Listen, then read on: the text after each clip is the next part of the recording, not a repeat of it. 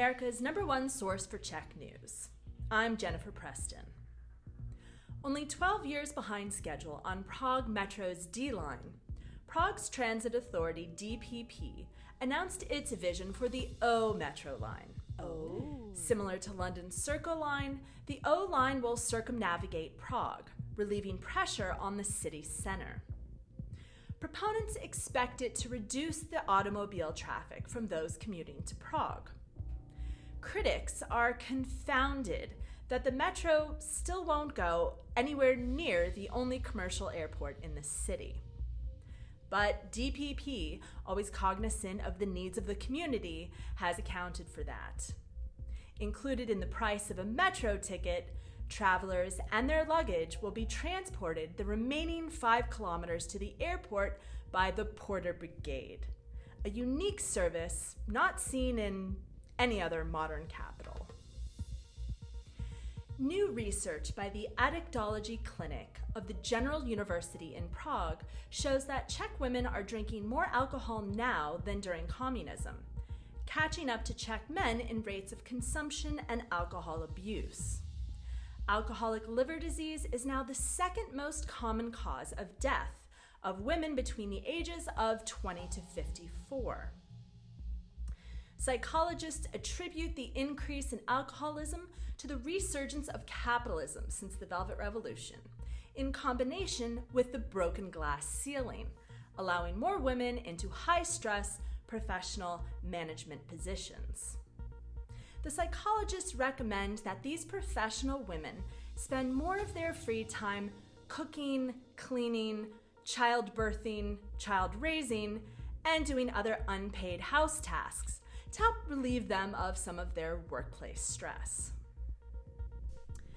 The Czech government has canceled the requirement for people to show proof of their vaccination or recovery from COVID when entering a restaurant, hairdresser, or other service establishment. Experts say this bold move will have almost no effect on the service establishments or their clientele, as the requirements were not even enforced in the first place. But not all Czechs are left untouched by this shift in governmental policies. Our DP News correspondent surveyed some Praguers to get their views on the topic. My family's healthy, my friends and I are all employed. The Czech Republic has the 9th best economy in Europe. Life is so many times better than I could have imagined when I was a kid. As a Czech man, these feelings of satisfaction and optimism do not sit well with me. Then the government imposed COVID restrictions on us. The boys at the pub and I finally had something to complain about. It felt like we were young again. We would bitch about restrictions over beers, then stumble over to a protest. I even told them I was unvaxxed. Solidarity, you know? Now the government has stolen even that joy from us. My mother clashed with the police on Národní třída in '89. Her mother stood up to Soviet tanks in '68. I thought this was my time. But now that the government has given me my right to be unvaccinated in a crowded bar, I feel like I don't have a cause. Without opposing the government, am I even a true Czech? All I can hope for is another wave, maybe another pandemic law in the autumn. Otherwise, I'll probably just register for university. Thank you, Pavel and Lucka, for speaking with us. I'm sure the government will give you something to complain about soon. Authorities are currently investigating the office of Czech President Miloš Zeman for shredding a classified intelligence report on the 2014 explosion in a munitions depot in Vrbětice, which killed 2 people. The report blamed the blasts on 2 agents from the Russian military intelligence service, GRU.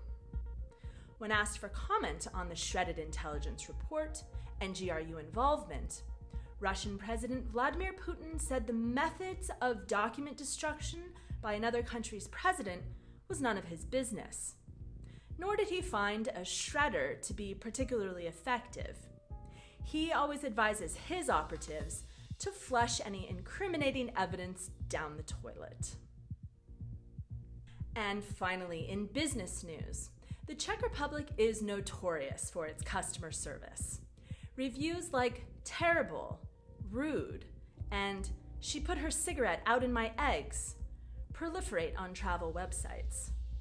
The Czech Chamber of Commerce is seeking exemplar firms as a model for other businesses to improve their relationships with customers. A study conducted by KMPG evaluated the current state of Czech customer service, measuring it in several categories, including personal touch, clear communication, and empathy. The top-ranked firm in the country was Delivery Locker Zasilkovna, showing that Czech people would rather interact with an empty metal box than another Czech. Runner-up was the drop-off point Baby Box. Its CZECH franchise earned an honorary award in the category of repeat customers. And that's the news from Prague. Up next, the newly opened water park Turów give Liberec locals 20% discount for a chance to splash around in their own groundwater. Book your tickets today.